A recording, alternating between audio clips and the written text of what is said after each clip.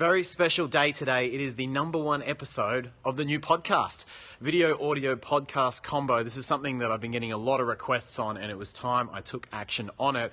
So I'm excited to launch this. Unfortunately, I have no Maddie to launch it with. He could not join me for this. So you will notice what happens when we don't have Maddie on the channel. For those of you who are new to the channel, Maddie is my incredible videographer. He joins me in some of the videos. We hang out a lot. This is what happens when I don't have his help on the sound and lighting. Okay, so you're going to have to tolerate a Mark-only video editing effort on the first episode of the podcast, but the content is absolutely incredible. I've got the amazing Helena Hart in to talk about the #1 belief that you must have in your mind to find and attract and to keep the love that you want and deserve. So we're going to be talking all about that, and this is from someone who knows what she's talking about because she just got engaged to her dream guy. Incredible. So make sure you stick around for all the content. We're going to do a Q&A at the end as well. Welcome to the Make Love Yours podcast, edited by yours truly. I hope you enjoy it. Welcome to the Make Love Yours podcast. It is bloody fantastic to have you here today for episode 1, the podcast where I get the best dating, relationship, and love experts in the world so you can build the dating and relationship life of your dreams. My guest here today is a very good friend of mine, an incredible woman, the best feminine energy coach in the world. She's amazing at what she does, and I'm very proud to call her a great friend of mine, Helena Hart. It's fantastic to have you here. Thank you so much for inviting me on. I feel very honored being your first guest on your podcast, and we always have so much fun working together, so I can't wait to dive into this topic. This is an important one. It is always a blast hanging out with you, and today we're talking the #1 belief. What's the one belief, if you had one, that helps our clients, your clients specifically, I want to know about, create the dating relationship success, have a real proper, not the Instagram relationship, not the surfacey BS, a real actual connection. What the one belief is that can create that, and how you, if you don't have that belief, can foster it in your life so that you can create it. So Helena, would you like to talk about what this belief is? I'd love to hear from you.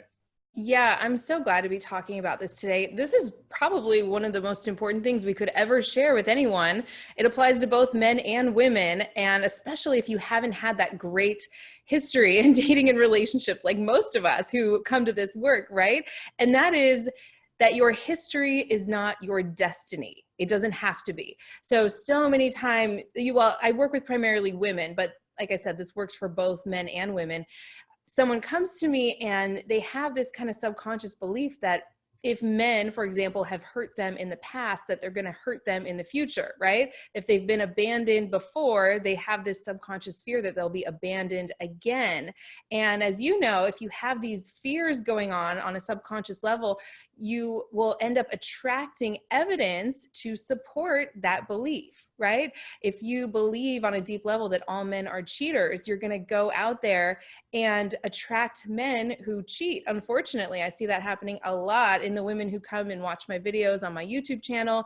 And back when I was working with clients doing private coaching, they have this framework in their brain, and our brains are kind of hardwired to want to be right. So if we have a bad history in relationships, right, where men who maybe were liars or have addiction issues, unfortunately, I don't know if you've ever known anyone who gets out of a relationship with a man like that only to attract the exact same traits in the next guy, right? All the time.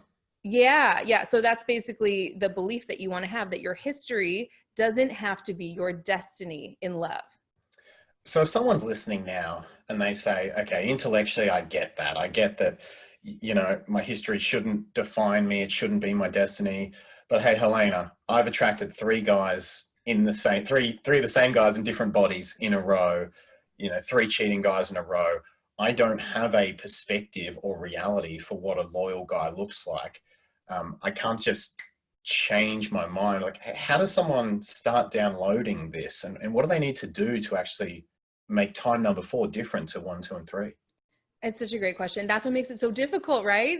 A lot of times, I used to attract men who didn't want to commit, who were kind of hot and cold, emotionally unavailable. And what happens is, or what happened for me was, you start developing beliefs like no man wants to commit. I had a deeper belief that, no man would want to commit to me personally if they were to truly see who I was. So this is all going on subconsciously. So I thought I had to like prove myself to a man and win him over and hold certain parts of myself back and only show certain things to try to subtly make him want to commit. And of course, as you know, that's not how it works. That only does the opposite. And so, right, exactly. So yeah, inspiring a man's love and devotion and commitment, it's not about what you do, it's about who you are, right?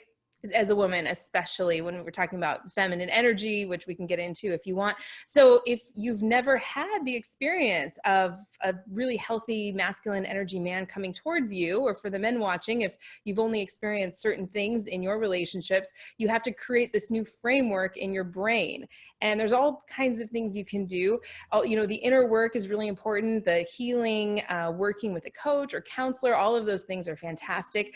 There's simple things you can do too, right? Like looking for evidence that your love story exists. Like no matter where you are in your journey to attract the relationship you want, or maybe you're in a relationship that you want to bring closer.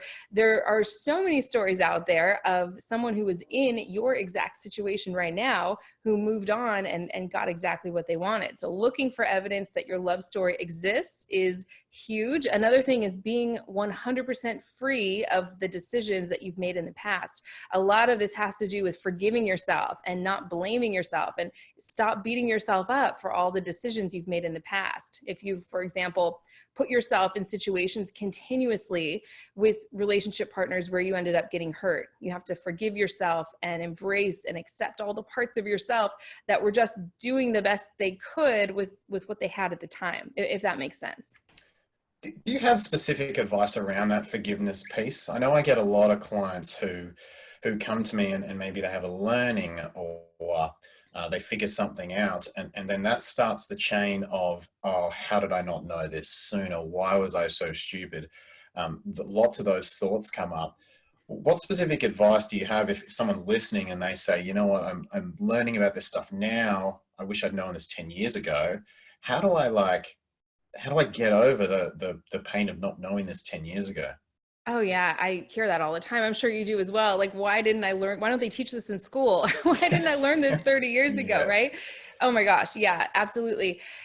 It's finding that part of yourself. This is one way you can do it. There's all kinds of ways. Finding that part of yourself that is deeply in love with you. It wants you to have good things. It wants you to get what you want, but it didn't go about it in the best ways. This could be a little piece of yourself that got fractured off when you were like 2 years old or 5 years old. And it's just trying to protect you the best way it knows how, by kind of pulling you towards what feels familiar often, right? Our subconscious mind is so committed to homeostasis and survival. It's always just wanting to protect us and keep us safe.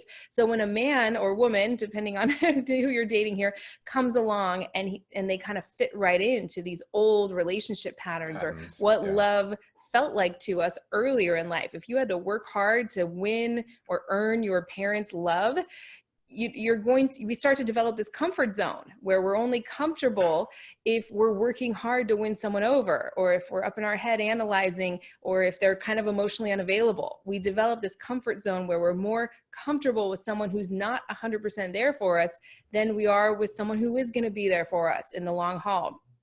So it's finding that part of yourself, going back and visiting with it often, and seeing what it has for you, seeing what gifts it has for you, seeing what it has to say. Often these little parts of ourselves are, like I said, deeply in love with us. They're trying to protect us and keep us safe. They just don't go about it in the best way. So actually listening to it, loving, embracing, and accepting these little parts of ourselves that can often act out and sabotage us, sometimes in the worst possible moment. I can go further with this, but I'd love to check in with you and see what you think about this. Yeah. So what you're basically saying is there's part of us that's comfortable with our old history. Yes. There's part of us that that sits, and maybe it's if we take someone who's emotionally unavailable or a bit distant, and even though we logically might know that that person's probably not ever going to commit, for example, or probably not ever going to be fully ready to be vulnerable and dive in, that there's a part of us, you're saying, that keeps us going towards that because this part thinks it's doing the best it can to help us. Absolutely. Yeah. If we are alive listening to this right now, that means you're alive. So you survived everything that's happened to you in your past. So someone comes along who feels familiar. It's like, you've survived this. You can handle this. This is a dance that you know how to do. You know the choreography of this dance. You've done and it before. Unfortunately, yeah, exactly. We kind of hand someone a script of how to treat us. We teach people how to treat us by the behavior we're willing to accept. And like I said, this is all subconscious often until you become aware of it. You can start to turn some of these patterns around. Yeah, you think you've survived this, you can handle this. It might have been horrific, but you've survived it. And that's why your subconscious kind of pulls you towards what feels familiar and creates that spark of attraction with the kind of person who fits in with these old patterns. Luckily, you can totally turn this around. It's definitely possible, but that's kind of what's going on here. Have you seen that as well? I'm curious as to your experience. Absolutely. Yeah. And we get in this groove of what's familiar and what's exciting. And I sometimes think of it as a game. If it's the same game that you played growing up that you got used to, if a parent, for example, was distant, as a kid, we have to win the game, right? It's like, how do I get the parent's attention? Or how do I get love in this way? And you start bending and moving yourself around, trying to figure out, maybe if I do this, no, that didn't work. Maybe if I do this. Mm-hmm. And we sort of figure out a set of instructions that, hey, this sort of maybe slightly sideways as an adult, but this set of instructions really work for us as a kid. Totally. And we did that from a place of fear. Like, if I don't do this, something even worse is going to happen. So we get kind of this bendy set of instructions, but then when we apply them as an adult, we start to get weird results. But it's like the same game that we had to try to win as a kid, we end up playing it as an adult. At least this is the way I think about it. I don't know about you. Absolutely. Or you get reinforced for let you fall down and hurt yourself, and then you suppress your feelings and you get reinforced for that. Like, oh, you're so brave, right? And so you go, oh, well, that works. If I hold back my emotions, I get love and attention. That means I'm okay. Or if I might get punished for showing my emotions and put in a timeout, you learn like, oh, like people can't handle my emotions. Then you start to hide them from yourself. That's where the real trouble starts, right? So Helena, why do you think some people come to us and they say, hey, I've broken this pattern and I've recognized it and I really want to work on it because this is just, I'm seeing the results. I've had 3 guys in a row, exactly the same thing, and I need to change this, versus some people do this their whole lives and they just sort of stay in what's comfortable, never change it. Why do you think some people are inspired to change their pattern while others just stay in the same place? I think it's something you actually hit on before. It's that excitement. It's that we can equate love with these obsessive highs that we get when we're with someone that fits into these old patterns, right? We think that that's what love is. We feel the highs and lows, and it's like an addiction. And I say those feelings of obsession and longing for someone who's not quite doing the job, right? They don't equal true love, even though they can stir up feelings in us that feel like love to us based on what we've experienced in our past. Did I explain that clearly? Does that make sense? Yeah. So I'd love to know from you, how do you differentiate? I know you're in a relationship yourself as well, so whether you speak from clients or personal, how do you differentiate that obsession that could keep someone stuck for a lifetime versus what you just referred to as true love? This is so great. I'm just coming up with this off the top of my head. This is why I love doing these interviews with you. I always like come up with new stuff, but yeah, so much fun. This is just so much fun. I'm loving this right now. If you have a history of attracting the wrong person for you, or, feeling attached to someone where it doesn't work out, you have this pattern going on. If you meet someone and you feel this like instant chemistry right away, I would almost see that as a red flag or just a sign that this is a person that fits into your old patterns. And so what everyone says, well, I don't want to end up with someone who's boring, or I don't want to end up with someone I'm not attracted to. Right. And this was my own experience. This is what I see women doing. For women especially, this works great. I'd love to hear your experience as a man as well. But if you can hook up your feelings of chemistry and attraction with a potential partner's, you know, acceptance, and if you're a woman, his masculine action towards you, then you've really got something. So if he's acting loving and wonderful and coming towards you, boom, you feel attracted, that you can develop that chemistry. I truly believe that real chemistry, real intimacy, and lasting attraction can develop over time in all kinds of ways. For example, if you open up to a man or, you know, potential partner, and you just see that they love and accept you, they're not judging you, they don't want to change a single thing about you, that's intimacy. You're building intimacy, and that's how you develop lasting attraction and chemistry with someone who's actually right for you, versus just staying on this roller coaster that you've been on a million times before, but it's like the first time every time. I think, was it you, Mark, who said that, you know, roller coasters are fun, but if you live on them, you get sick, or something like that? Yeah. Yeah. Yeah. They're fun to go up and down on, but Yeah. you're on them all day. All you want to do is vomit. Yeah. So you were talking chemistry, and how do you tell then? Because you said, what I basically heard then was, you said, be attracted to effort. Yes. When someone puts in effort, when someone is vulnerable with you, find attraction and chemistry for that, and let that grow over time, rather than the high upfront thing. But at the same time, just as you said before, we also get people that come to us who say, well, I don't want someone who's boring or unexciting.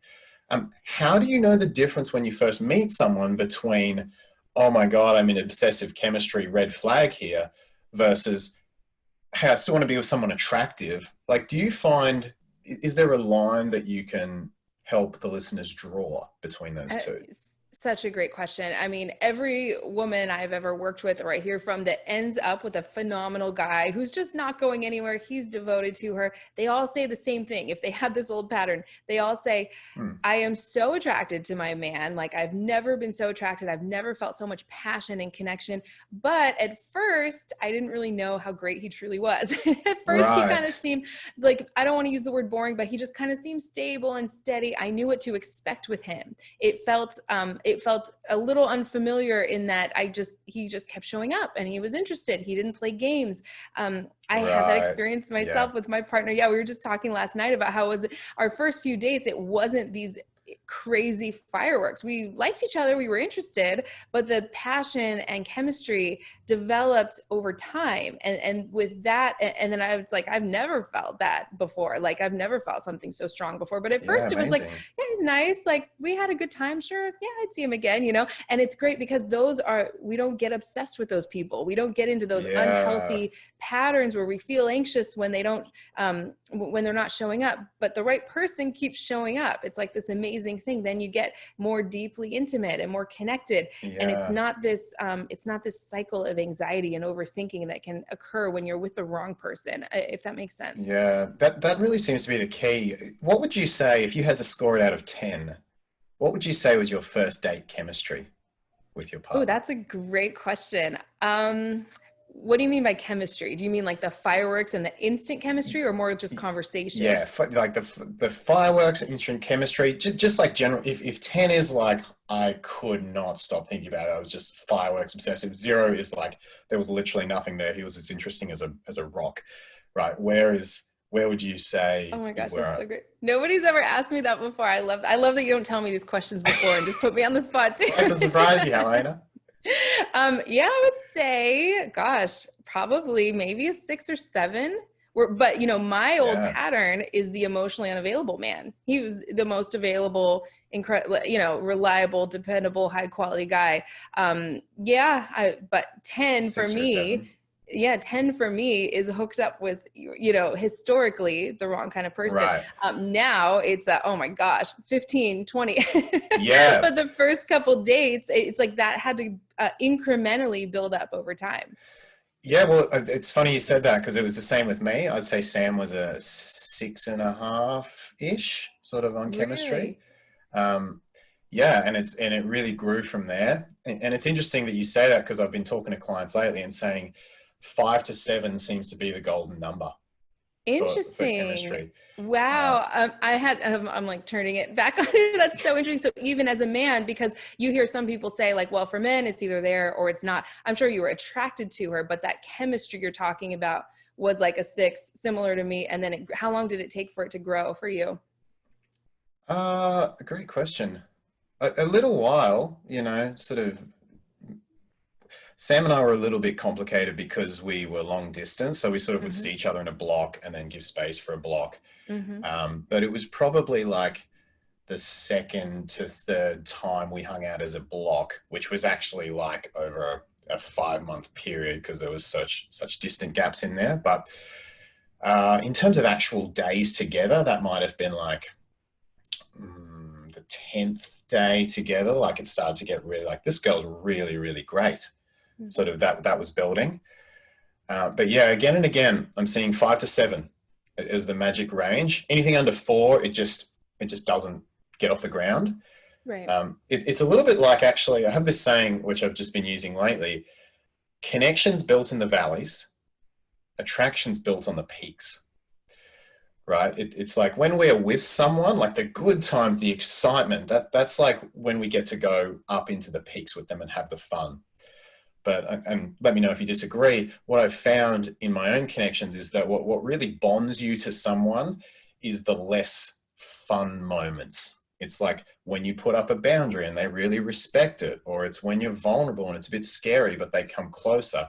Like intimacy and connection is so often built in those valleys when things don't feel as good, that like if you start on a 5 or a 7, you're kind of halfway up the mountain, which means you can walk up to the top together, but you're also not so far from the valleys and you can walk down.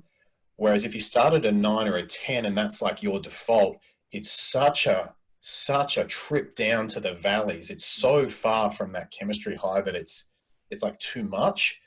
And the couples that start at 0, 1, 2, they never get up the mountains because they're just not excited to freaking spend time with each other and hang out. So it's interesting you said 6 or 7 there, because that's exactly what I've found for the chemistry and clients. Wow, I love that analogy too of the mountain and if you're up here, the valleys, it's just such a trip down. But if you're right in the middle, you can go up easily, you can go down where the chemistry is built, the connection, you can go up with the attraction. I love that. That is brilliant. So good. Yeah, I found the same thing. I love that you said that. Okay, so that's sort of the chemistry point. And then we were talking as well before, you said self-forgiveness. So how does a woman then, how does she say, okay, well, I'm here now. I realize that I want to let go of some of these super high chemistry people, which by the way, I think we both had that as well. I know I've had 9s and 10s where it's just turned to nothing. But if someone says, well, how do I let go of that lust for my 9 or my 10? Like, I just love the feeling when I just meet someone and it's a 10. If we are saying that, hey, aim for 5 to 7, how does someone let go of that? That's such a great question. Actually, this is crazy. The very first time I met my mentor in person, Rory Ray, I don't know if you're familiar with her, totally brilliant. Yeah. This was the question I had for her. She's like, does anyone have any questions for me that are still kind of unanswered in your own life? And I was still, this was like, gosh, 8 years ago, maybe. I was still caught in the throes of that. And that was my question. How do you do it? How do you let go? And her answers just always stuck with me. She's kind of like, what do you want? If you want to be on that roller coaster, enjoy it. If what you want is a partnership and a great relationship where you don't feel anxious, where you feel secure, everything's feeling really good, your needs are getting met consistently, you have to detach from the roller coaster just for a little while. And I'm just this is my own take on it, right? Give the nice guy a chance. Give someone a chance whose energy is coming towards you consistently. If their energy is not coming towards you consistently, they don't qualify to spend any time with you at all. To spend 1 second of your mental energy, his energy has to be coming towards you. He has to be showing up, following through, being consistent. Everything feels good. You feel good about yourself when you're with him, right? And then you start to build that, it doesn't take forever. It doesn't take years and years and years. For me, it was very similar. It just took, maybe 4 or so times of getting together. And it just like slowly. Then all of a sudden you're so attracted, so connected to the right person, to the person who's not going to disappear or pull away. And how do you help women? You said give the nice guy a chance, but at the same time, there's also that element of, or at least maybe you can relate to this. I've had women come to me and they say, Mark, I'm trying to give the nice guy a chance. And I say, okay, what's going on? And what they describe to me is actually a feminine, quite needy guy. And they're not recognizing that this guy's kind of putting them on a pedestal or almost too much. He kind of lacks that masculine edge. What advice would you have for women who are saying, okay, I want to give the nicer guys a chance. I want to give the good guys a chance, but I also want to be able to tell them apart from someone who's needy or overly feminine. How do you help women differentiate those two? Or is that something you've come across? It's a great question. I think when you're connected to yourself, you could think of it as your feminine energy, since we're talking about women in that example, your intuition kicks in and you can really feel, is this man's energy coming towards me because he's interested and he's not needy or clingy, or does he just want something from me? We've all been on dates with those guys who are like pushing for commitment, like within the first couple dates. Right. And you're like, we don't even know each other. Yeah, exactly. The extra nice guys. Yeah.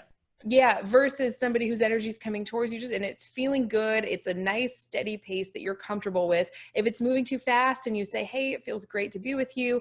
To me, I feel really comfortable taking things slow, getting to know each other. Now watch and see what he does. Does he get offended? Does he disappear? Or is he like, great, that's what I want too, right?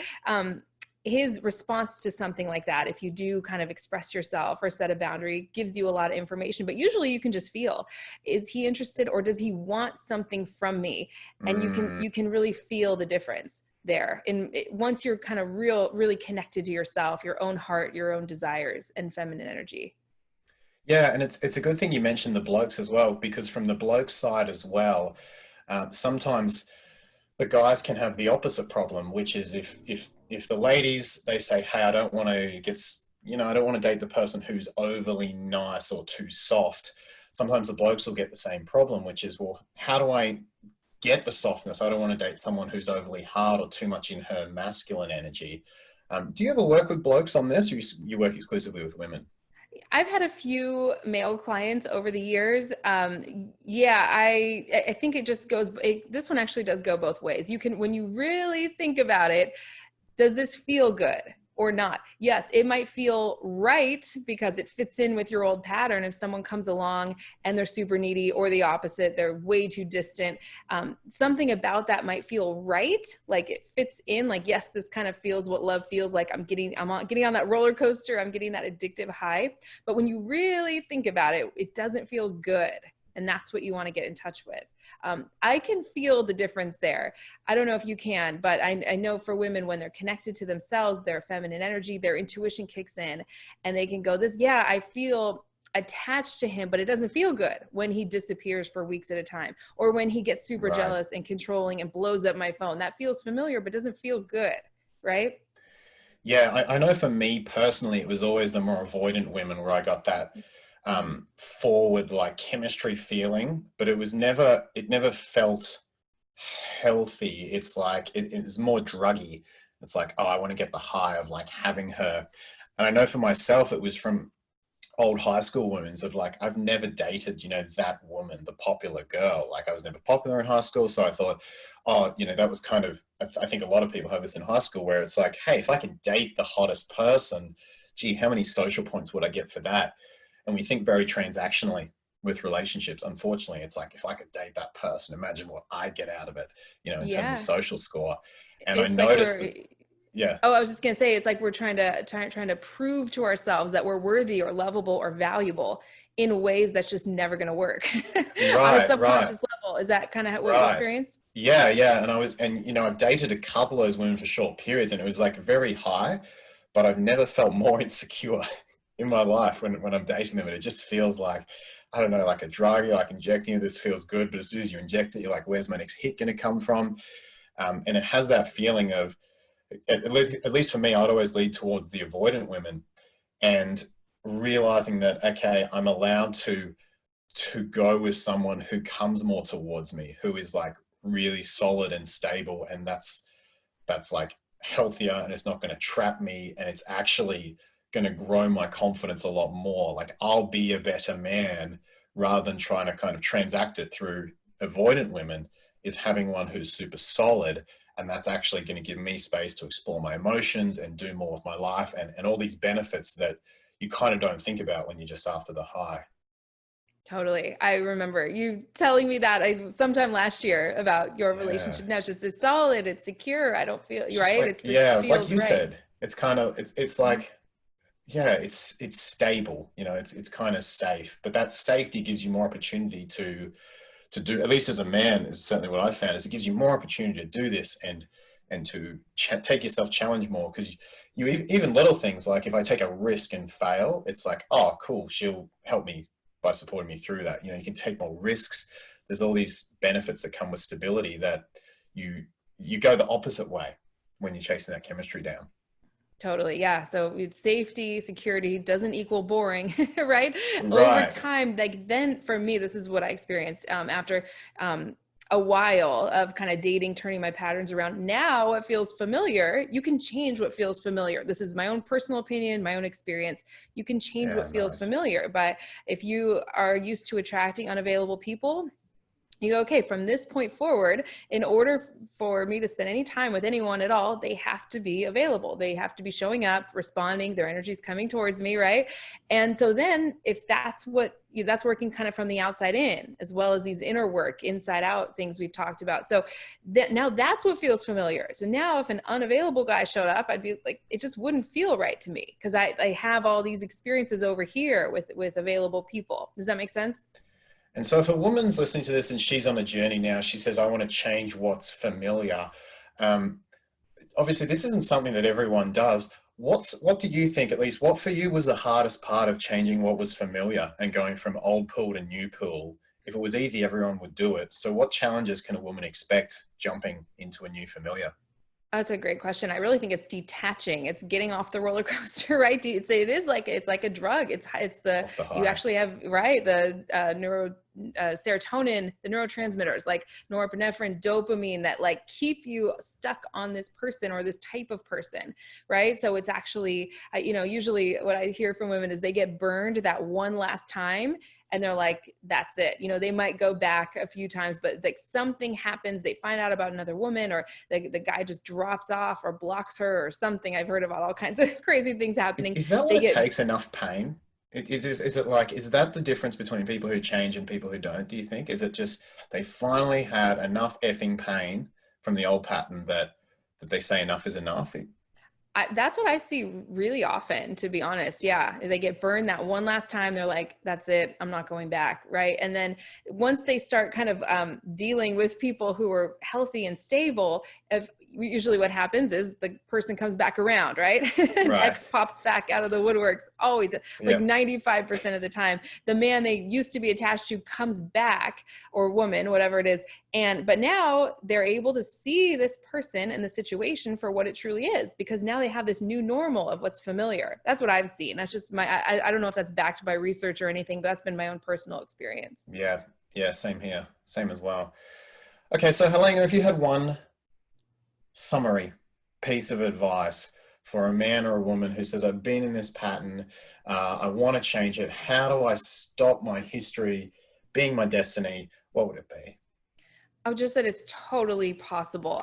Totally possible, right? If you have the desire for a really great, healthy, connected, close relationship, that you are automatically worthy of that. There's no big price to pay. It's just about choosing yourself, loving yourself, believing that it's possible, and then just acting according to that belief by not staying stuck in old patterns, right? Once you're ready, it can happen so quickly. Oh my gosh, I have so many personal stories about that. I'll just maybe save that for another podcast. But yeah, once you're ready, it can really shift quickly. Once you truly take a stand for yourself and what you want, and follow that up with your own action, sticking to your standards.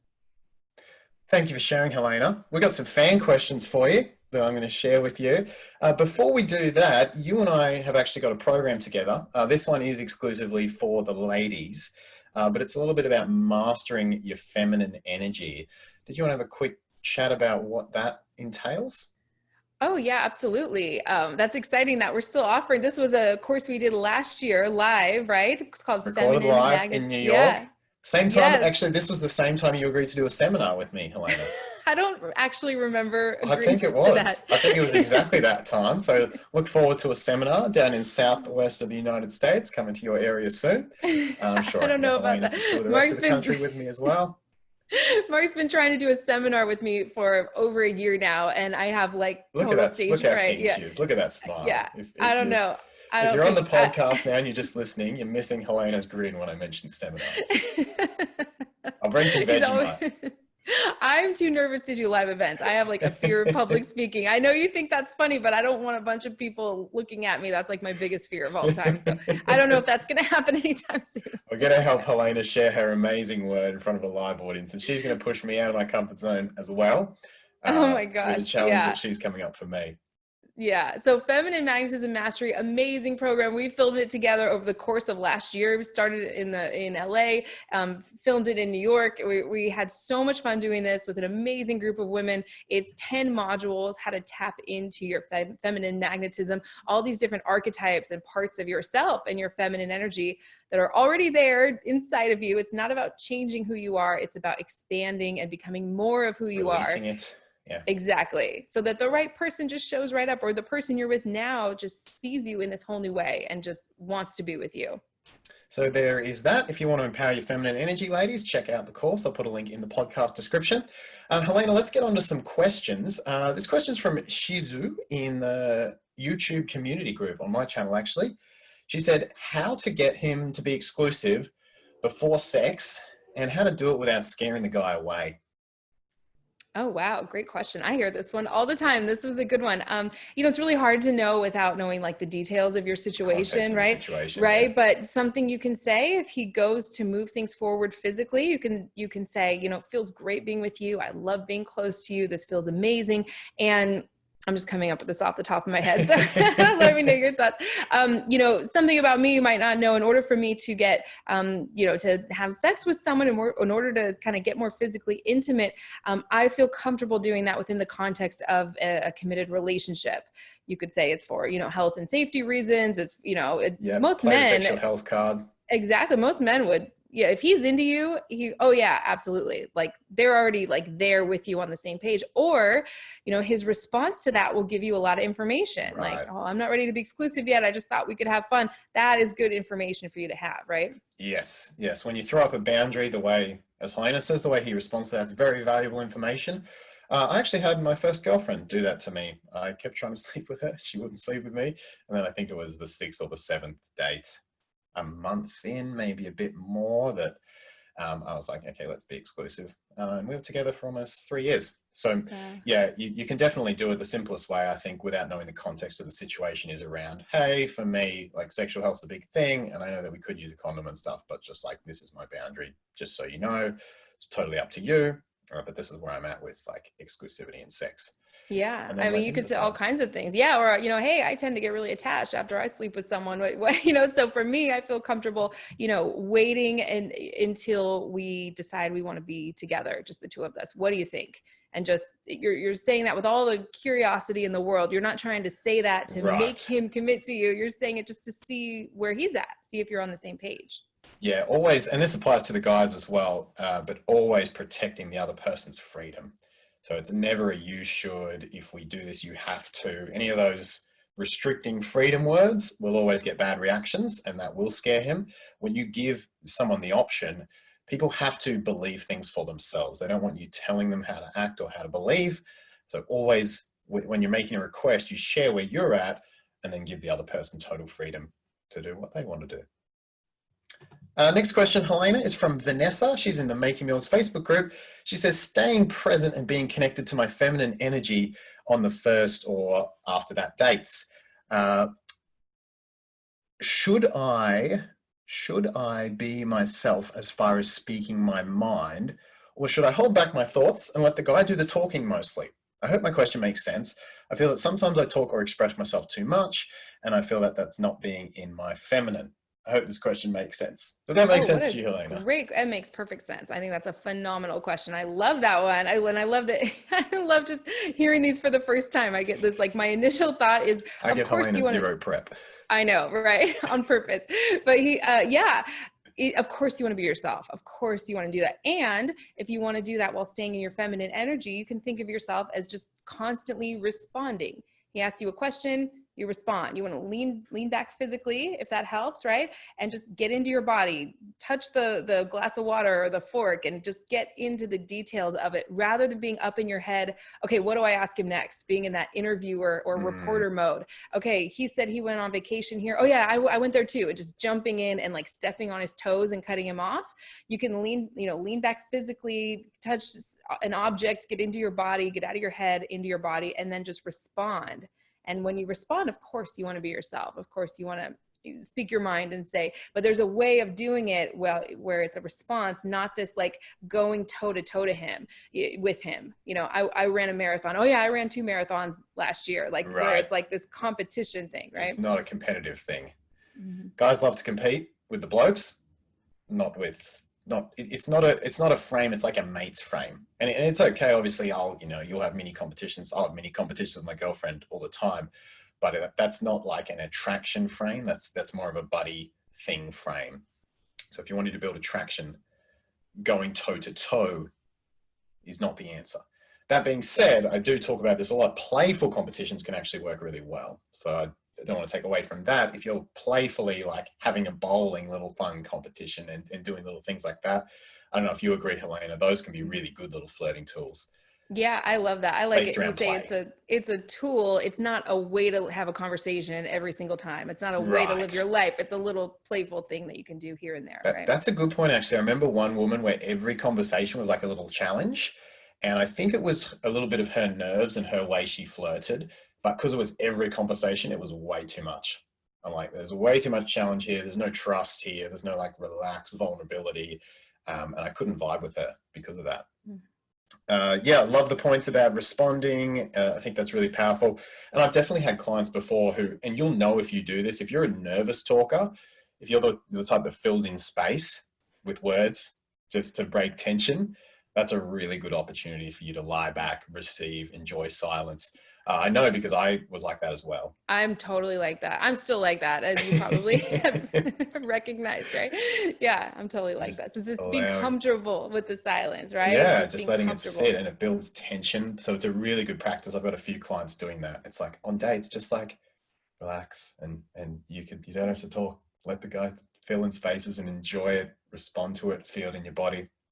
Yeah, rather than constantly like picking up the slack, like, right? Right, 100%. Do we have one more question? Let me check here. We have one more question. If 2 people are relationship pleasers, how can they set boundaries without compromising each other's independence? If 2 people are relationship pleasers, how can they set boundaries without? That is a complex question, actually, now I read over that. Are you open to me giving some thoughts, Helena? Absolutely, yeah, go for it. So if 2 people are pleasing each other, that to me, I'm taking pleasing here in the context of they're sort of stepping into each other's lives too much. This isn't like, oh, I'm doing a healthy, nice thing for you. This is, I'm taking over your tasks, you're taking over mine, where we're stepping over each other's boundaries, basically. Even in terms of, for example, 2 relationship pleasers might be unwilling to be honest because it might hurt their partner's feelings, right? That would be another example of a pleaser. So if you put 2 pleasers together, what would often happen is you get into, for example, a tiptoey situation where 2 people are trying to be nice all the time, but they're not bringing, say, authentic but uncomfortable truths in. There's not going to be as much speaking up. So setting boundaries would be around, okay, I need to have boundaries really with myself in that I don't take responsibility for your feelings so much as I take responsibility for myself and my truths and all what I'm responsible for. That would be a big piece.